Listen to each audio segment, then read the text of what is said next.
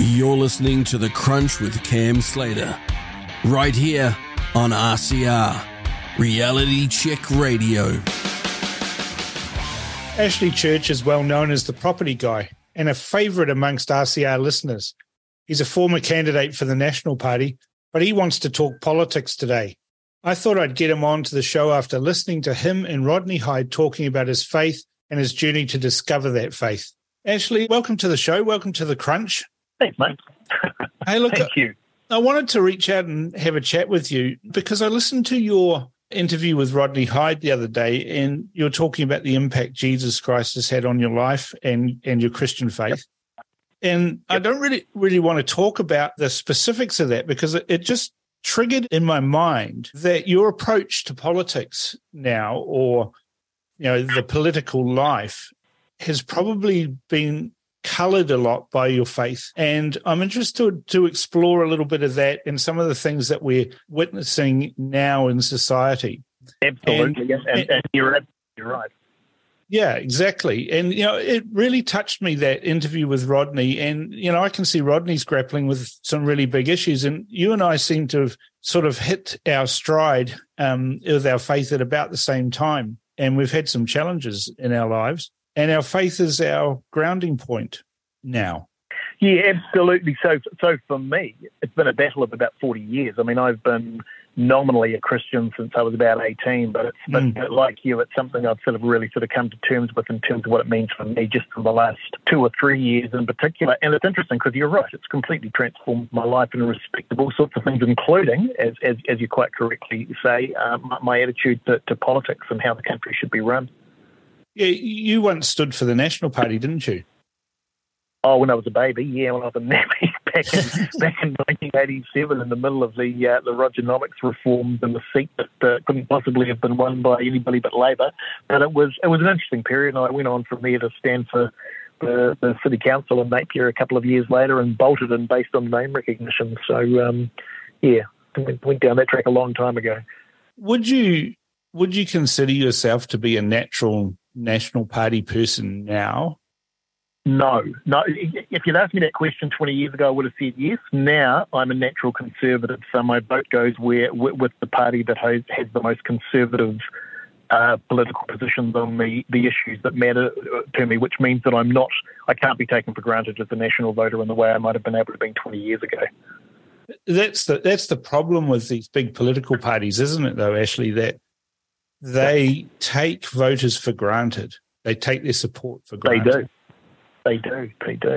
It's interesting in respect of National too, because I haven't changed, and I suspect you probably haven't politically either, but it's the National Party that's changed. It's changed substantially over the last 20 years in particular, and it's moved, and I understand why I understand the politics of it, but it's moved more and more to the centre and then over to the centre-left in an effort to sort of mop up as many of those votes from the centre as possible. In the process of doing that, it's closed out people on the I wouldn't say the extreme right, but more to the right of the National Party that once would have been part of the traditional rump of that party. And you saw that in particular with the pandemic and some of the stuff that took part there.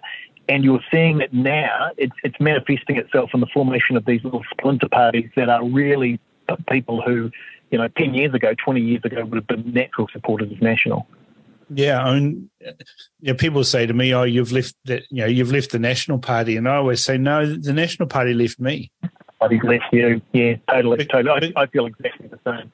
Because if you look at the founding principles of the National Party, I still subscribe to those. It's a small government, individual responsibility, protecting private property rights, and we've got this woke, wet, sort of dripping National Party that people think are Tories or think they're right-wing. But you mentioned it. You said they're centre-left, and I agree with you on that. I don't think the National Party's even remotely conservative in any way. No. That's been a transition, Cam. During Key's era, I would argue that was done for political reasons. It was done because Key saw the National Party as sort of an all-encompassing machine which looked to take as much of the vote as it possibly could, and they did that for reasons that were designed to keep centre-left voters in the camp. But over the last few years, it's almost as if they've taken that on as their new mantle. So that's now who they are. It's no longer done for political reasons. And you only have to look at the voting record of quite a large number of the members of that current caucus to see that that's actually who they are, certainly in terms of their attitude towards moral issues.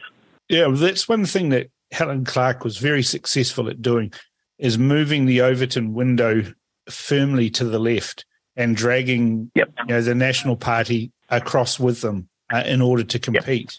And that's one thing I admire about her, is her ability to influence and change New Zealand to being more left-wing than it was previously. Yeah. Interestingly, that's not always a bad thing. I mean, if you go back to the 50s and the 60s and the 70s and look at some of what would have been regarded as conservative or traditional values back then, which were borderline racist, and were probably misogynist. That stuff, I'm completely supportive of what's happened in that space, and to the extent that that's had an impact on the National Party and right-wing parties around the world, it's been a good thing. But it's some of the other stuff. It's the stuff around abortion on demand, and some of this wokery around identity politics and stuff, which is not about human rights. It's about it's about pursuing an agenda which is foreign to anything that we recognise as Kiwis. That's the stuff I'm grappling with. Yeah, it's policing language and thought through totally. Finger wagging and tutting, isn't it, really? Yeah, granny state or nanny state, yeah, totally. You mentioned I looked through your website and I found an article that you'd written that said that you really struggled with sales.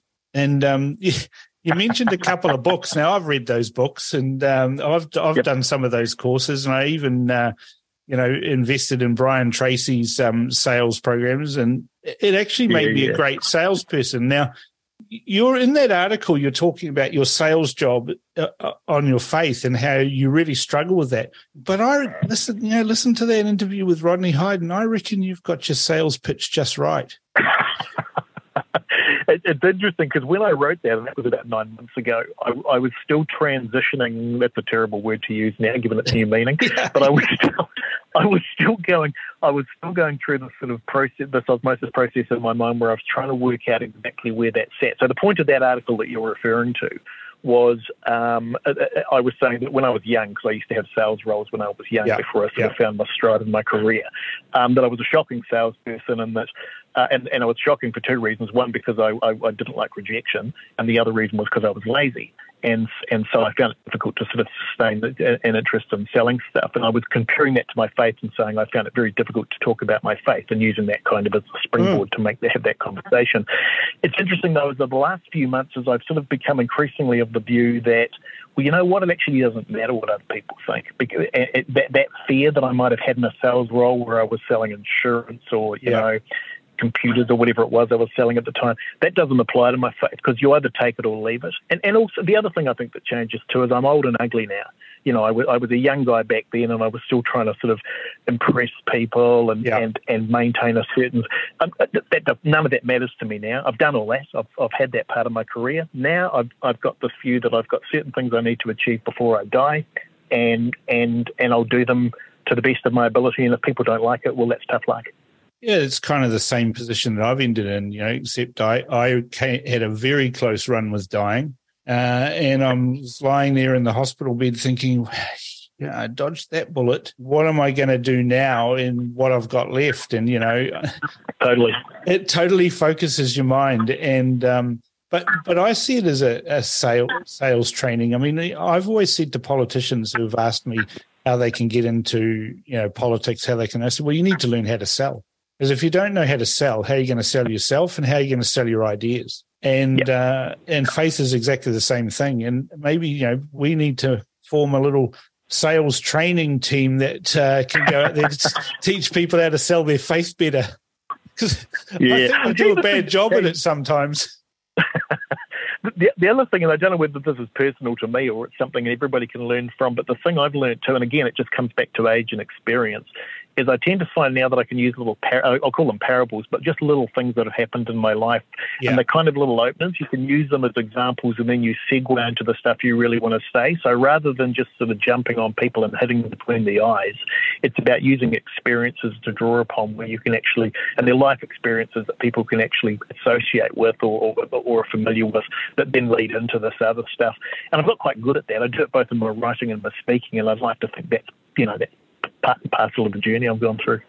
Well, it's kind of biblical as well, because you look at all the parables, and the stories of the apostles, and you look at even Paul's change from Saul to Paul on the road to Damascus, and their life story. I mean, that was a hardened killer. He went out there and persecuted Christians, and then became one himself, and then used that to, perhaps become one of the greatest storytellers in the Bible. Totally. It's interesting, though, Cam, because you mentioned a couple of minutes ago people approaching you and saying, how can I get into politics? And I almost think that's the wrong question. I mean, I understand the question, because it's a question I would have asked myself when I was younger. Yeah. But for me, politics should be about being taken kicking and screaming into it. It should be about people who don't want to necessarily do it, but are drawn to it because they've got something to offer and something to add and something to contribute to the country. But that's not what we've got with the current crop right across the house. We've got people who are there because they see it as a career, or they see it as an ego thing or a status thing. And that's not unique to New Zealand. That's right throughout the Western world. And it just gets the wrong result. It gets the wrong sort of people and the wrong results ultimately for your nation. Well, I mean, that's absolutely right. And that's actually what I counsel, depending on the age of them. If they're quite young, when I say quite young, I think under 40 now is young. And and I say to them, especially when they're like in their 20s, how do I get into politics? Hang on, you haven't lived. You don't know anything. You think you do, but you actually don't. You need another 20 years of working, to get some of life's challenges out of the way. Because life is hard, and if you're 20-something, you're going into Parliament, people are going to be looking to you to provide solutions, but you haven't even lived.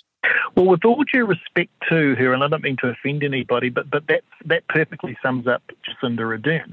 I've got no doubt that Jacinda Ardern had 20 years on her, she probably would have made a good Prime Minister. As it happens, she'll go down in history as the worst Prime Minister this country's ever had, certainly the most incompetent. And I think that's purely a reflection of the fact that she just got that job way too young in her life. And needed more experience and more time and the ability to actually balance decisions rather than apply ideology in the way that she did. So that's a perfect example of what you're talking about. But there are lots of those people that get in there without having had a skerrick of real life experience. If they've had a job at all, it's been in the public service in a lot of cases, who think that they've got some ability to be able to tell people how to live their lives. It's the wrong way to do things. Oh, totally. The road to hell is paved with good intentions, though, isn't it? With good intentions, yeah, totally. Jacinda Ardern is, I used to think she was a nice person, but, somewhat wonky in her thinking until we had the pandemic. And then I came to the conclusion that actually, out of all the politicians over all the years that I've met, and I've been involved in politics all my life, so I'm 55 this year, I've met hundreds of them. I know them intimately. And she's the one person that of all those politicians, and everyone can have different views on them, but of all the politicians I met, she's the one person who I actually think was evil because of the actions that she did. I understand that point, and I know a lot of people share it. I'm not quite sure I would go that far, only because when I look at the way that she responded to things, I recognised a lot of myself in terms of. So I had some pretty strong ideological views when I was young, and they were views that I genuinely believed, and they're views that I don't hold at all now. But they're views that I genuinely believed at the time were the right solution. And if I think about how I might have applied those were I in a position to do so, I'm not sure I would have done it all that differently to the way that she did. They were different policies, obviously, but it's this blind belief in your own, this hubris, this blind belief in your own rightness, and the fact that if only people would do things the way that you believe that they should be done, that the world would be a better place. And I guess, and maybe I'm naive, but I guess there's an aspect of that with her, in my view, with her. I'm thinking, I don't know that she was necessarily evil, but I do think she was absolutely driven by A, lack of experience, B, incompetence, and C, this massive ideology which drove everything that she actually did. And that actually got worse. That doubled down, I think, because she was surrounded by people who supported it. And also the result of the 2020 election, which I think she read as a massive endorsement of her, when in fact all that was, and you saw it right around the Western world, was a lot of people basically saying, we just want to be safe, we don't want any change. But I think she read that as a huge endorsement, and that she almost started to double down after that point and actually get worse, because she thought that there was this huge support for what she was doing, and therefore she was untouchable. Evil, don't know. Time will tell. History will be interesting when it judges what she did. Well, I wrote an article about that on the BFD called "The Good, the Bad, and the Ugly," and I explained why I came to that, and it came down to, she professed to be this epitome of kindness. And then she said and did things that showed that underneath her and the people who supported her, and Chris Hipkins is one of those, were addicted to power and absolute tyrants, and used the pandemic to make profound changes to New Zealand society, where they pitted mate against mate, family against family. They, othered people. This is supposed to be, she's supposed to be a politician that's inclusive. And then everything she did was about exclusivity. So if you didn't take the vaccine, you were going to be excluded from society. The race relations landscape in New Zealand has significantly eroded from where we were at, over many, many years. It's now, I think it's been set. I think race relations in New Zealand have been set back 50 years by her government. Maybe not 50, but certainly for a long time. Yeah, I agree. I agree. And it's interesting too. Sorry, carry on. No, it's okay. Well, no, I was just going to say, because you say all that, and I agree with you completely. And I looked at the polls for a long time, certainly over the last 18 months, stubbornly staying up at around 36, 37%. And I could never understand that, because I looked at those and I think, are these people seeing the same New Zealand that I'm seeing? Not just in respect of race relations and the division that she created, but also just in respect of all of the measures of against the things that they claimed that they were going to achieve, whether you're talking about housing or health statistics or poverty or all that other stuff that they claimed they were going to do, where they had failed basically in everything that they had done. And yet those poll numbers were still stubbornly staying up, getting close to 40, which did my head in. I couldn't understand. It's coming down now, I see, and some polls are coming down as low as 26, 27, which is probably still too high in my view.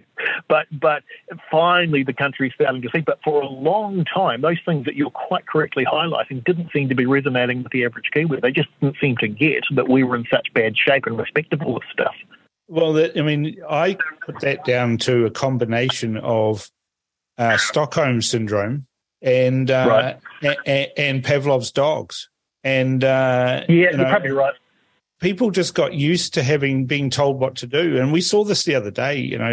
There was a fire alarm at Eden Park at one of the World Cup games. And they had this guy on TV saying the alarm was going off and I couldn't find anybody who would tell me what to do. And I sat there and I thought, you're a Labour voter. Yeah. You're stubbornly stuck in it because you want to be told what to do. Yeah, I had a conversation with Paul Brennan a few weeks back on your station, and we were talking about this. And I made the comment that if Ardern in one of our 1 p.m. stand-ups during COVID had come out and said, in order to combat COVID, we require everybody to if you're out in public, to wear a polka dot onesie. I guarantee the following day, probably 20% of the population would have been out there proudly sporting their polka dot onesie because they were being told to do that. Yeah, and there would have been, news reports of fights breaking out at the warehouse over polka dot onesies. Yeah, and people being dogged in for not wearing it. I mean, that was how ridiculous it got. It was there was no empirical analysis of why we were doing these things. It was coming from the lectern of truth, and therefore Podium of truth, yeah, and that was the end of it. And that was the part I found so hard to understand from my fellow Kiwis, because we're normally pretty decent, reasonable people, and we're pretty sensible. Common sense went out the window with a lot of people during that period. Well, I think part of the problem is in New Zealand, we've got a very large percentage of the population whose mantra in life is go along to get along. And yeah. It's I think that actually caused a lot of the problems. I had people saying to me, "Oh, come on, Cam, do the right thing." I said, "Oh," and I'd say to them, "Well, what is the right thing? Who said it's the right thing?" They said, "Oh, well, Jacinda Ardern said it." I said, "Hang on, that's the leader of the Labour Party. Since when have you ever listened to anything that a leader of the Labour Party has ever said? And now you're saying we need to go along to get along. Stuff that. Yeah. I'm not doing that." Yeah. I completely agree. It was a weird period. It was interesting. I saw a meme a few months back that sort of the nonsense of this, and I think it said something along the lines, I've got a headache, so I'm taking a Panadol to help my community. And that was essentially what was going on. It was this nonsense that was being fed to us that we were believing because we were being told it by somebody who we thought was in a position to know. We weren't really thinking about what that stuff actually meant. By the way, I'm not a conspiracist, so I don't buy into a lot of the stuff on the right around, vaccines and COVID and stuff. There may have been some truth to some of that, but I think generally there was an overreaction. But I can understand where that stuff came from. It was a reaction to some of the nonsense that was being peddled and that we were being told around the justification for some of the measures that were being taken. Never before has our public health legislation been turned on its head, pulled inside out, and used in a way that it was never designed to do. I mean, the isolation rules applied to people who had transmissible diseases themselves, not the whole population. It was designed to, if you've got, smallpox, for example, then we're going to isolate you and the immediate people in your house and everyone else can get on with their lives. They turned that on its head and said, we're going to lock you all up so you don't catch this thing. And we were just, it was nonsensical. And then I'm sitting there thinking, has anybody not learnt anything from history? We are seeing here a masterclass in propaganda that's probably making, Joseph Goebbels sit there, clap his hands and do a little sort of jig that, yes, my strategies have worked, Yeah. Where you and I might disagree, I gave us a lot of thought over sort of that period between late 2020 and 2021. I guess where we might differ, and I differ with a lot of people who probably is, I think that first, say, 9 months, maybe 12 of lockdown, I kind of get that. And I'll tell you why I get it, because when this thing first hit in early 2020, there were, I was going to say predictions, but there were some specialists saying, hey, this could be as bad as the Spanish flu. Now, I don't know if you know much about the history of the Spanish flu in 2018. So it killed 7% of the world's population. So if COVID had been as bad as that you were talking 500 million people that would have died. And in the absence of knowing whether it was going to be that bad or not, I kind of get the original lockdowns. I understand that. I think it was, and I think National would have probably done the same thing. Where I differ with the government is once the figures started to come through, once the mortality numbers started to come through, and that was late 2020, early 2021, and the mortality rates were, and this is a fact, Cam, mortality rates were about 1/100th of the Spanish flu. I think there was 6 million died worldwide versus 500 million, which would have been the number had it been at the same level as the Spanish flu. At that point, that was the point for governments around the world to say this thing isn't nearly as bad as we anticipated. It's basically just a bad flu. We need to open things up again as quickly as possible and get life back to normal. Yeah. And she didn't. She actually doubled down. She actually made it. That was the point where the country should have said, hey, hang on, this isn't good. This isn't right. But we didn't. We just continued to go along with it.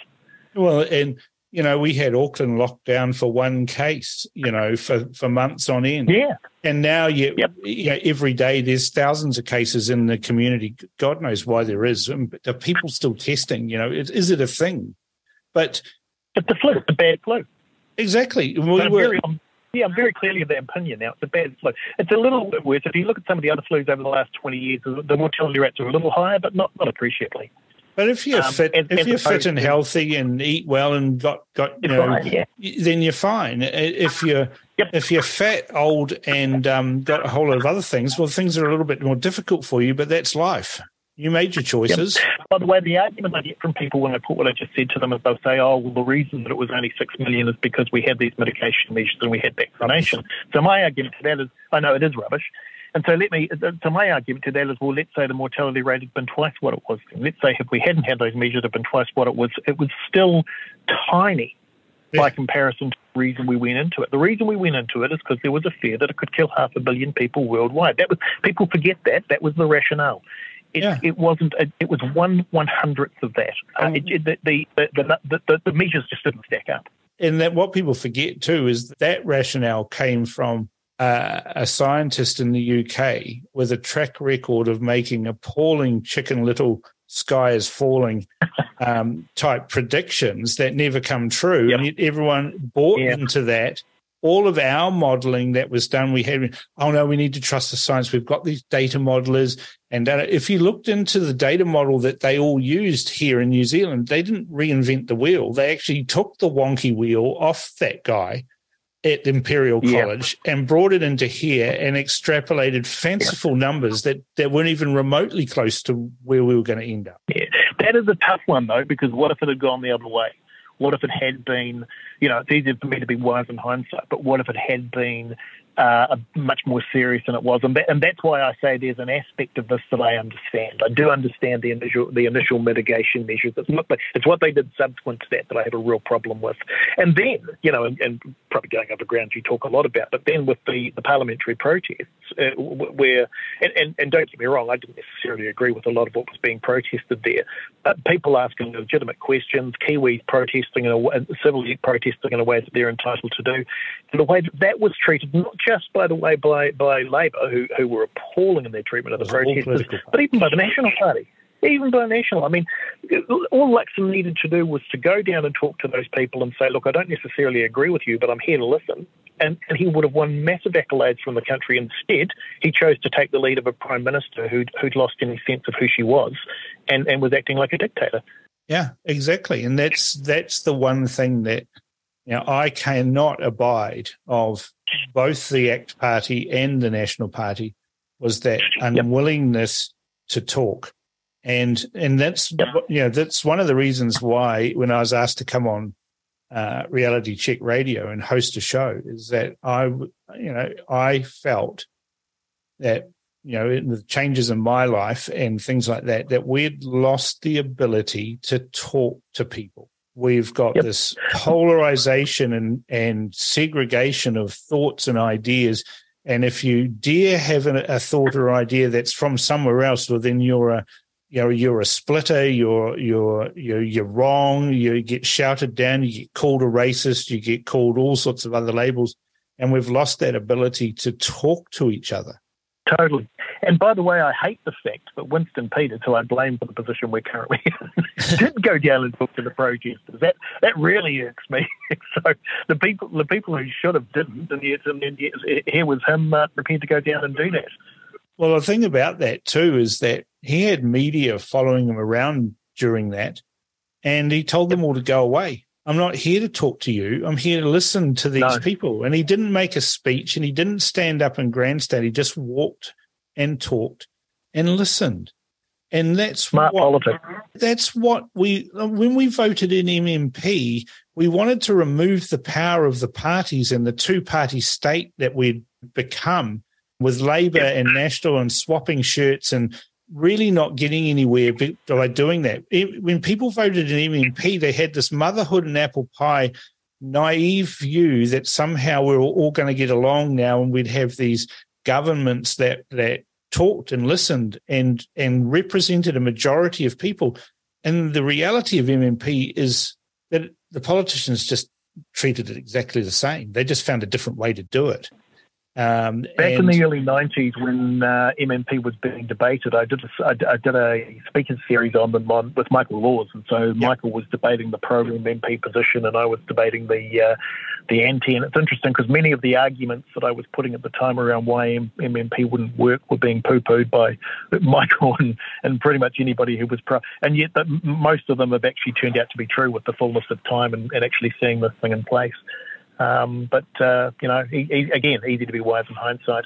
Well, that's how wisdom comes, because you've experienced life, exactly what we were talking about earlier. When people go into politics too early without any life experiences, they don't have any wisdom. They make stupid decisions. Yeah, totally. This election.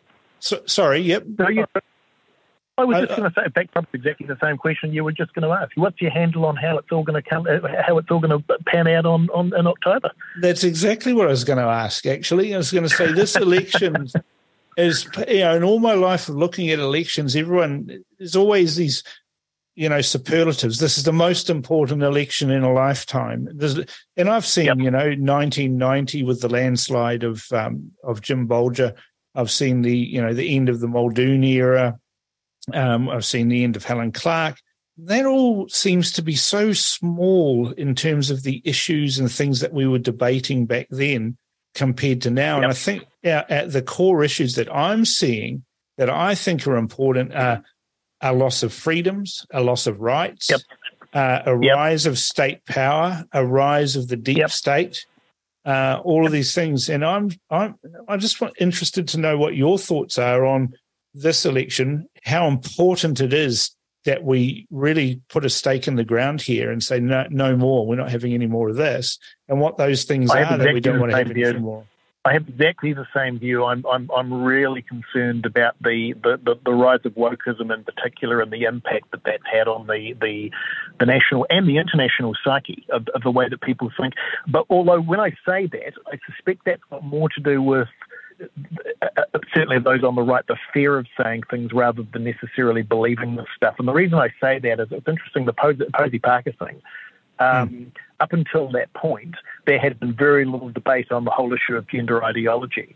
And you could have been excused for believing at that stage that everybody went along with it. The Posey Parker thing kind of split that wide open and gave those of us who were on the other side of that issue the permission to basically talk. And now there's a much more open dialogue on both sides of that. So that was encouraging. That's a positive thing, which is interesting because she achieved that without actually opening her mouth.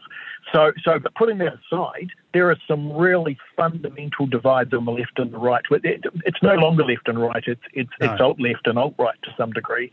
So this is a really important election.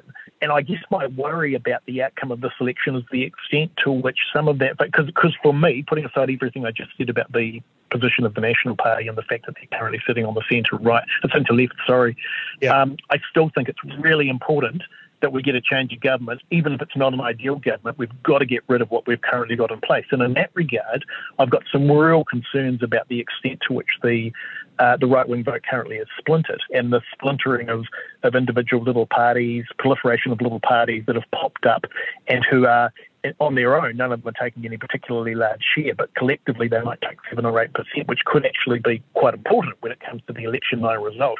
Now, my view on that when people ask me is, this is the election to vote National or ACT, not to vote for anybody else, to vote for National or ACT. If you've got concerns about traditional conservative politics, wait till the election following, because there'll be a 3-year period when once you've got a National ACT coalition in power, then you can start thinking about centre-right alternatives to that. Right now, the priority for everybody on the right is to vote for the only two parties that can actually form a government, and that's National and ACT.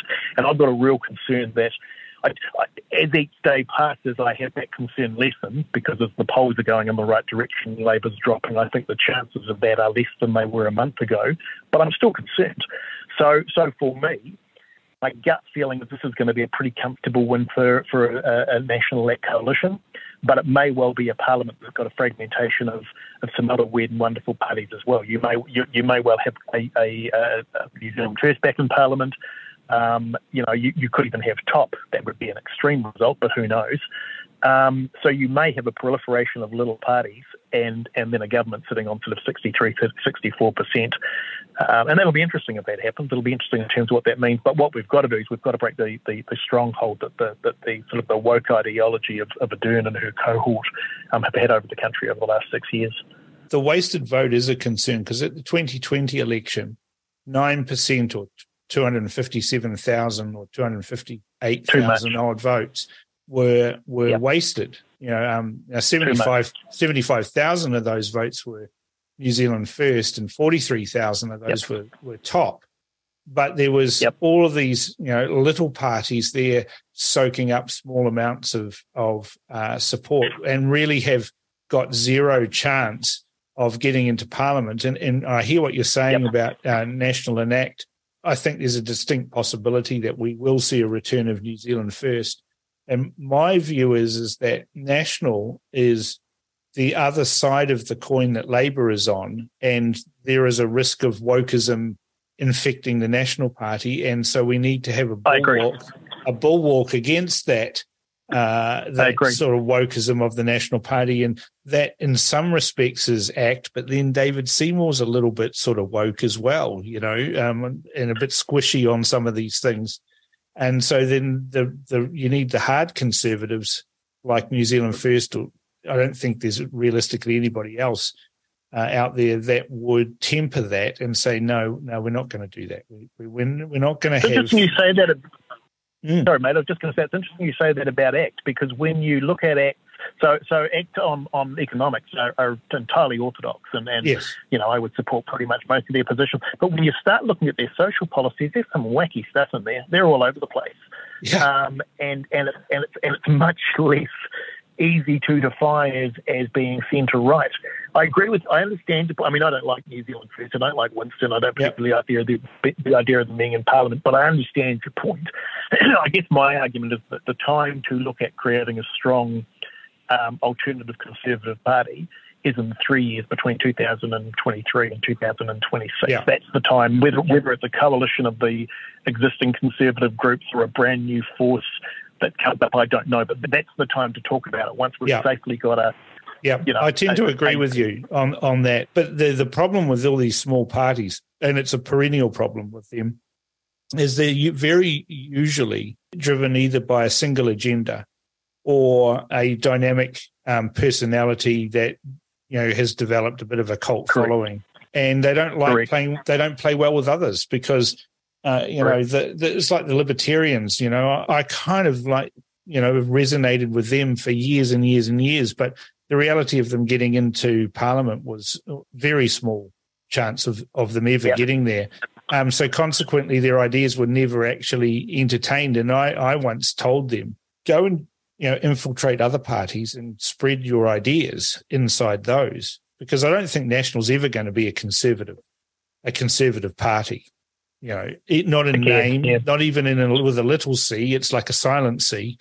I don't think they're ever going to be that again. I completely agree. And so there is an opportunity for that. It's just not this election. Interestingly, I've had, I think it's just two, I don't think there's any others, but two different political parties have approached me in the last 6 or 7 months asking for advice on what they can do to increase their share and what they should be doing and what sort of strategy. And in both cases, I've said to them, hold up your tent and go and take action on and think about what you're thinking about now in 9 months' time after we've safely got a national government about. Neither of them wanted to hear that, although I noticed that one of them did exactly that later on. I won't mention who it was, but one which was never really made any sort of impact. But I see that they've now folded their tent and joined into New Zealand First, which was a good move.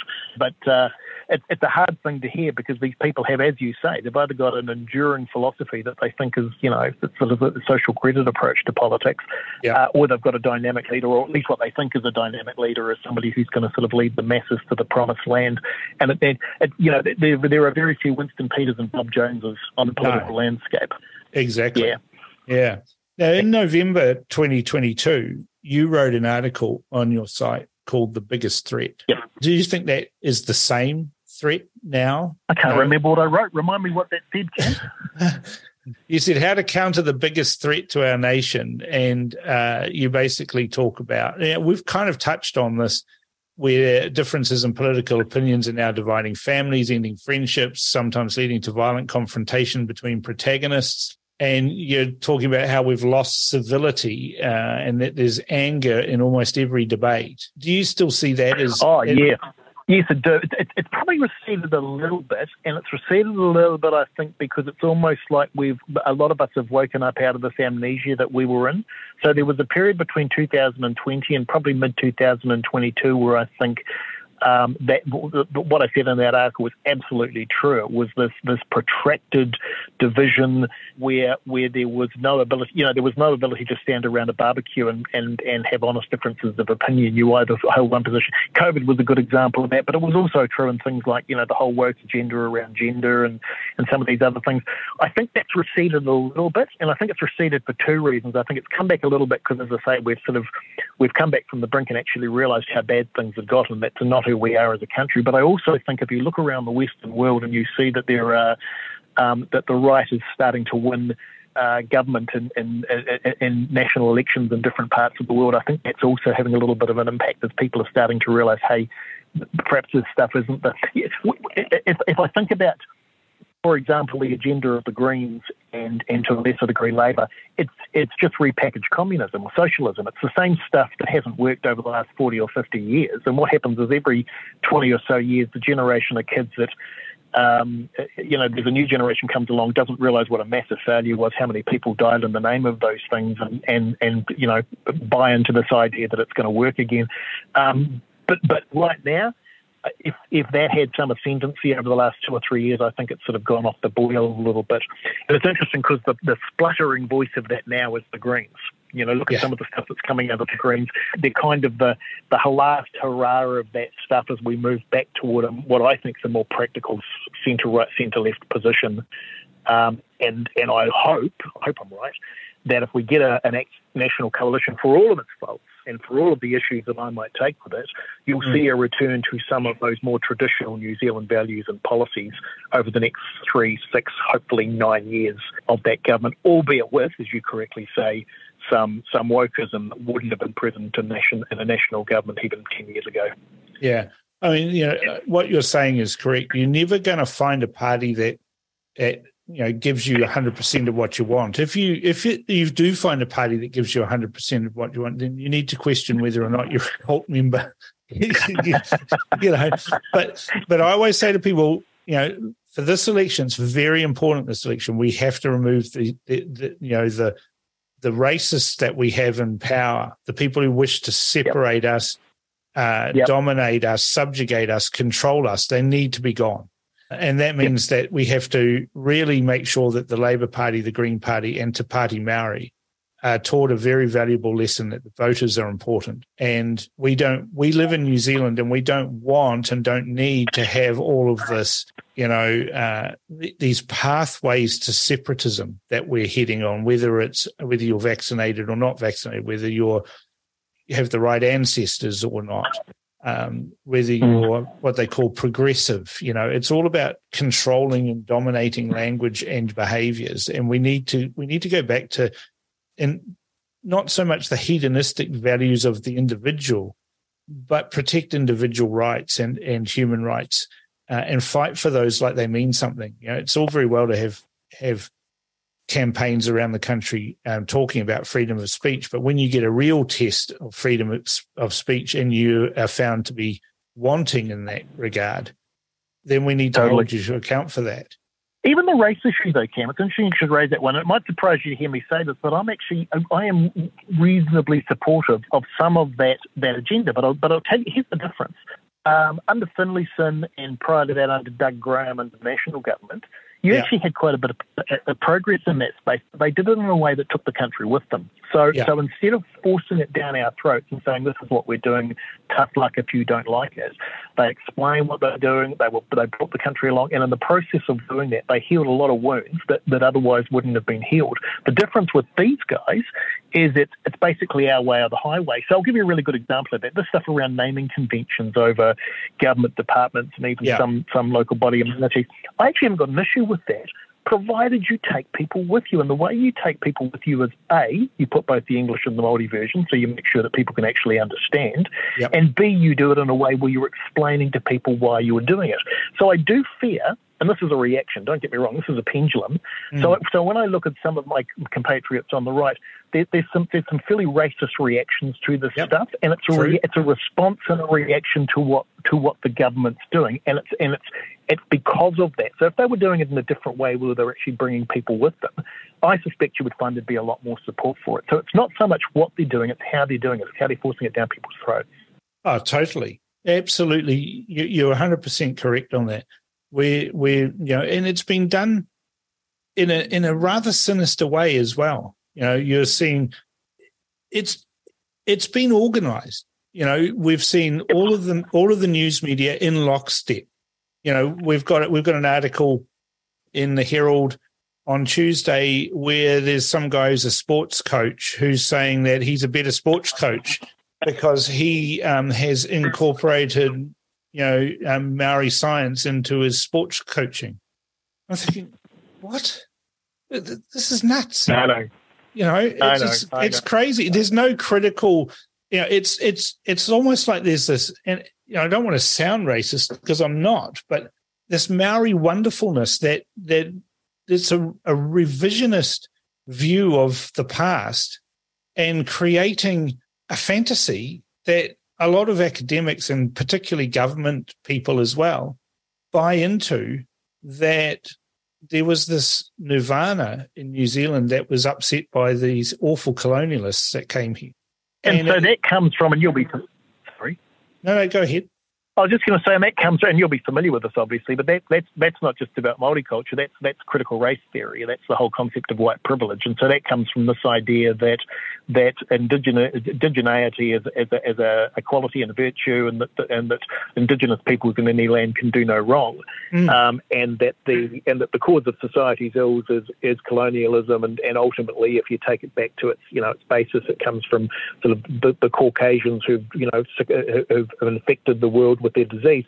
Now, don't get me wrong, there are some aspects of colonialism that we should be ashamed and embarrassed of. I'm the first to say that. There are some aspects of, if you think about what colonialism was driven by, and it's interesting because it segues back to how we started this conversation, it was driven primarily by Christianity. It was driven by the battle between the Catholic Church and the Protestant churches wanting to get to nations first with the Bible in one hand and trade in the other with their version of of the message of the gospel. And so to the extent that they did that, there were some atrocities that were carried out in the process of doing that. And that's fine. We should acknowledge that. We should be honest about it, and we should recognise it. But let's not then turn that on its head and pretend that everything that was virtuous in the nations that we came to until the Europeans came. There was some pretty atrocious things going on in New Zealand or Aotearoa, if you want to call it that, in other parts of the world at that period of time as well, which were assuaged by the entrance of Europeans. There were some good things that came with that. But here's the thing about this that I find most fascinating, is if those who promote this idea that colonialism was a bad thing and should never have happened had their way, with the exception of a handful of Poms who've immigrated here over the last 50 years and a few other nationalities, almost none of us, European or Māori, would actually have ever been born. And that's the idea. So these people who are arguing for, a return or reversion back to this previous society would never have existed if that colonialism hadn't taken place. So while it may not have come with it may not be completely virtuous in terms of the way that it was applied, the society that we now have, rightly or wrongly, is a direct result of that. And so for me, the answer is not to look back, it's to look forward. It's to say, how do we work together as one people and work forward and make this the best society that we possibly can? Yeah, and I think we also need to acknowledge Maori's own oral history. The reality is that we're all colonizers in this country, including Maori. Yeah. They were the first colonizers. They came here in a boat just like everybody else, and that's kind of forgotten in our history. Things. Now, one last thing I wanted to just touch on, Ashley, that a lot of people don't talk about is that you are very open in your support for Israel. Yeah, as am I. As am I, and I certainly get attacked for being pro-Israel, for want of a better term. Has your position come about because of your conservatism and your faith, or is there another driver? Yeah, so interesting you say that.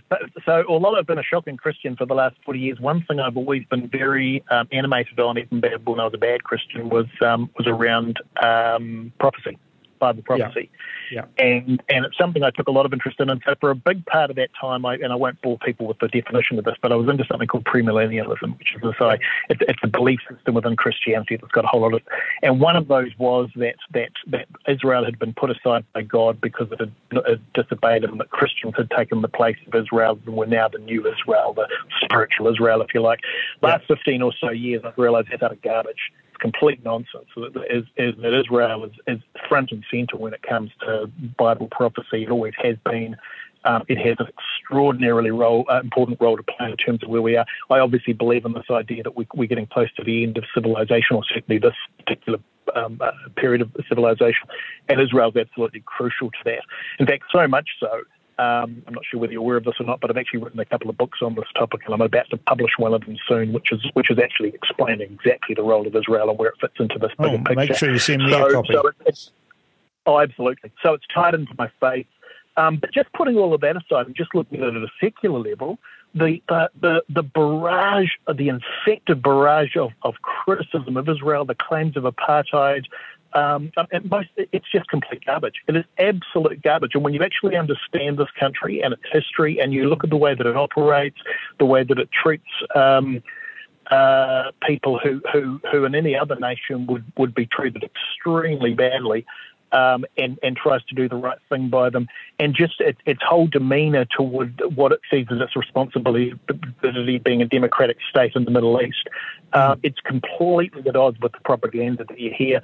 I'm a massive supporter and will be till the day I die. Yeah, I mean, I've come to this same position. I've always been a supporter of Israel, but when I went there in 2014, people say, "Why are you going there?" They're at war with the Palestinians, and I said, "Well, no, it's the other way around. Actually, the Palestinians are at war with Israel."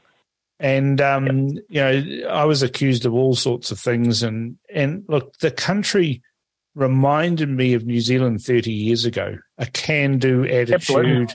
Filled with inventors that are making do and doing things kind of because they have to. And it really reminded me of what New Zealand was like, 30 or 40 years ago. And I think we've lost a lot of our core strengths in New Zealand over the years. And so I look to Israel as a guiding light for how, through necessity and working together, you can become a great nation. And I just am hoping that after this election, that we put all of this nonsense aside, this polarization, this extremism on both sides, and come together as a nation and to use the amazing resources that we have, and that includes the human resources that we have, to make New Zealand the greatest country in the world. Couldn't agree with you more. Interestingly, and it's probably a good point to end on, but if you want, if you just tie it back to a biblical position, if you wanted a foreign policy which just about guaranteed you a pretty benevolent place in the world, it's right at the beginning of the Bible. It's in Genesis 12:3, and it's talking about the attitude of other nations toward Israel, and it says, "I will bless those that bless thee and curse those that curse thee." And that might sound pretty simplistic, but if you look at that throughout history, the nations that have attacked Israel and have taken a belligerent attitude toward Israel have ultimately paid the price for that. The nations that have blessed Israel and have done what they can to support it, the United States is a really good example of that, have gone on to bigger and better things. So you couldn't go too far wrong as a nation to have your starting point as foreign policy of making sure that you were supporting Israel and doing everything that you could to support its position in the world. And that's one of the things that, even though you don't like Winston Peters, that's one of the things he's strongest on, is support of Israel. So on that note, Ashley, I think we will leave it there. No problem, mate. Hey, I've enjoyed the chat. Thanks for the opportunity. No problem. Thank you very much, Ashley Church. I thoroughly enjoyed that chat with Ashley Church. His faith is certainly giving him a different perspective on politics, and it's clear that he cares very deeply about the direction the country is currently heading in and what we can do about finding solutions to that. This is The Crunch with Cam Slater. Conversations with a side of controversy, right here on RCR.